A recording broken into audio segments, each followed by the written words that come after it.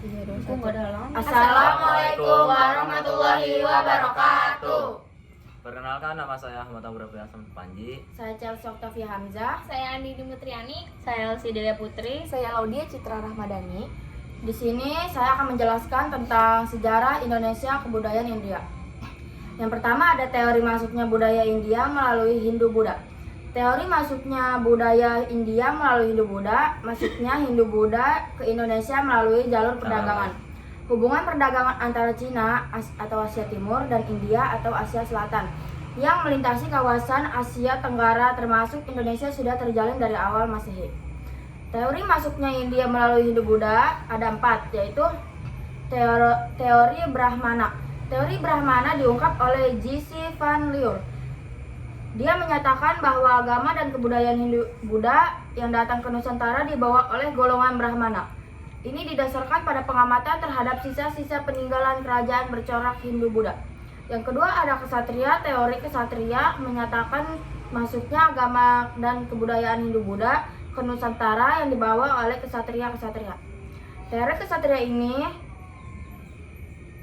ditemukan oleh sejarah C.C. Brett. Yang ketiga Apa sih?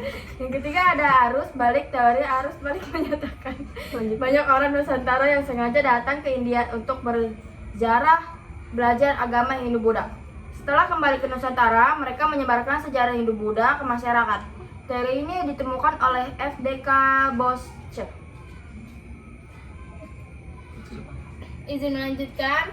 Selanjutnya masuknya kebudayaan Buddha. Maksudnya kebudayaan Buddha di Nusantara dimulai pada awal Masehi melalui jalur perdagangan. Hal ini dipengaruhi oleh posisi Indonesia yang sangat strategis dalam bidang pelayaran dan perdagangan. Melalui hubungan perdagangan muncul pengaruh bagi dua belah pihak dan terjadilah akulturasi kebudayaan. Diduga agama Buddha pertama kali dibawa oleh seorang pengelana asal Cina, yaitu Fahian. Kerajaan Buddha pertama kali yang berkembang di Nusantara adalah Kedaktuan Sriwijaya yang terdiri pada abad ke-7 sampai tahun 1377. Perkembangan kebudayaan Buddha. Masuknya ajaran Hindu-Buddha di Nusantara mengalami perkembangan pesat di masyarakat Nusantara yang pada awalnya sekitar abad ke-3 menganut kepercayaan anisme dan dinamis, kemudian belajar dan masuk ke agama Hindu-Buddha. Penyebaran dan perkembangan ajaran Hindu-Buddha juga tidak terlepas berdirinya kerajaan-kerajaan yang bercorak Hindu dan Buddha di berbagai wilayah di Nusantara. Berikut kerajaan-kerajaan di Nusantara yang bercorak Hindu-Buddha. Kerajaan Kutai. Kerajaan Kutai yang berada di daerah Kutai, Kalimantan Timur merupakan kerajaan Hindu tertua di Nusantara.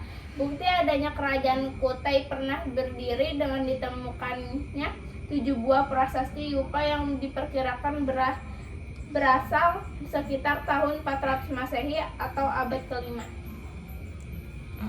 Izin melanjutkan, ini ada pengaruh budaya India. Beberapa bidang yang mendapatkan pengaruh Hindu-Buddha yaitu yang pertama bahasa dan aksara. Pengaruh budaya India dalam bidang bahasa dan aksara terlihat dari pengaruh huruf Pallava dan bahasa Sanskerta oleh kerajaan Hindu-Buddha Indonesia.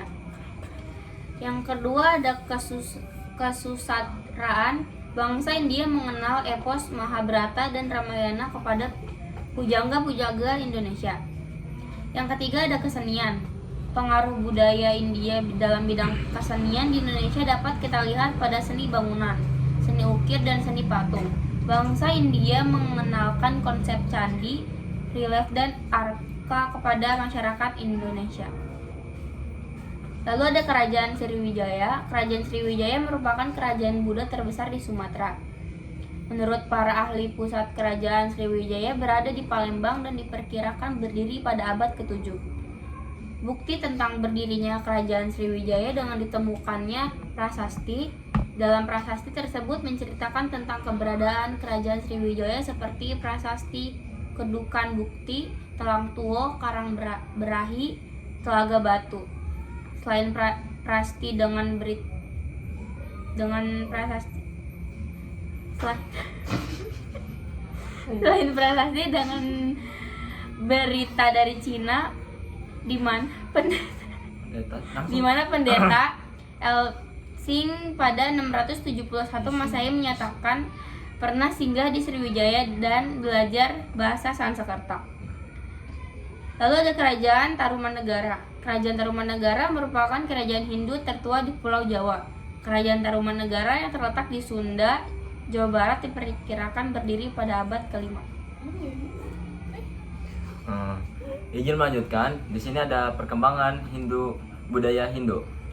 Agama Hindu lahir di India diawali dengan kedatangan bangsa Arya melalui celah Khyber pada tahun 2000 sampai 1500 Masehi. Kedatangan bangsa Arya telah mendesak suku bangsa Dravida yang merupakan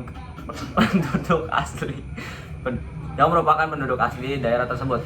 Mereka disebut Nasa yang artinya pesek dan Gasa yang artinya raksasa karena penampilan fisiknya yang hidungnya pesek serta tubuhnya pendek dan besar. Bangsa Arya dan bangsa Dravida menyembah banyak dewa dan politeisme yang merupakan warisan dari masa praksara. Sebelum agama Hindu dan Buddha masuk ke Indonesia, orang-orang yang hidup di Kepulauan Nusantara telah memiliki kepercayaan. Lantas, apa kepercayaan mereka yang Indonesia sebelum masuknya Hindu dan Buddha? Kepercayaan yang masih kabur bentuk dan fungsinya dalam sejarah agama orang-orang Nusantara seperti yang dimaksud oleh Sultan Takdir Ali Syahbana adalah kepercayaan animisme dan dinamisme. Sistem kepercayaan setelah agama Hindu dan Buddha masuk ke Nusantara. Kebudayaan Hindu memiliki perpaduan antara budaya Arya, kepercayaan untuk memuja banyak dewa, politisme. Di sini ada budaya Dravida memuja roh nenek moyang dan budaya Munda kasta-kasta. Dalam agama Hindu ada 5 keyakinan dan kepercayaan yang disebut dengan yang ikut mempengaruhi budaya yang ada di India. Pancasastra merupakan keyakinan dasar umat Hindu. Sedangkan apa sih? Diam.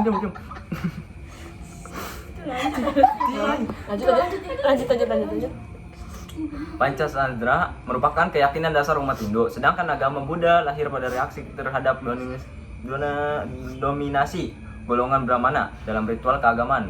Sejarah agama Buddha juga ditandai dengan perkembangan banyak aliran dan mazhab, serta perpecahan yang utama diantaranya adalah aliran tradisi Dravida, Mahayana, dan Vajrayana atau Vajrayana.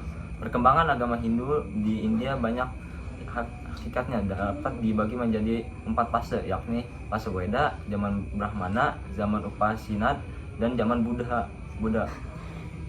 Berikut ini yang merupakan penjelasan seperti yang pertama ada zaman Weda mulai dari dari 1500 Masehi, yang kedua ada zaman Brahmana 1000 sampai 750 sebelum Masehi, dan ketiga ada zaman Upasinat dari 750 sampai 500 sebelum Masehi, dan empat ada zaman Buddha yang dari 500 sebelum Masehi sampai 300 Masehi.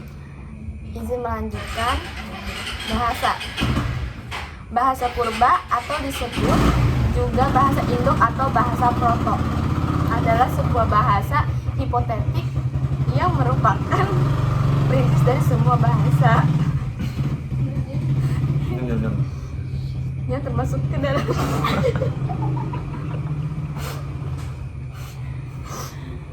satu rumpun bahasa purba.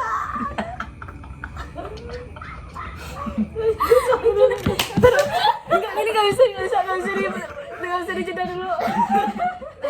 Tadi potong terus. Gue mau capek lu, Dia terakhir Udah mau kebanyak lu bacanya. Bahasa. Tergediam gue. Izin melanjutkan ada. Nangis. Tangannya ke kakek-kakek. Oh iya. Aduh. Izin melanjutkan. Bye. Ya kan Izin melanjutkan, ada bahasa. Bahasa purba atau disebut juga bahasa Indo atau bahasa Proto adalah sebuah bahasa hipotetik yang merupakan perintis dari semua bahasa yang termasuk ke dalam suatu rumpun bahasa. Bahasa purba setidaknya memiliki 5 ciri, yaitu 1. Merupakan bahasa duga. Mengapa demikian? Karena wujud asli bahasa Induk tidak dapat diteliti lagi, karena hanya berupa data lisan yang tidak dapat diperoleh lagi. Yang kedua, bukan merupakan bahasa tulis.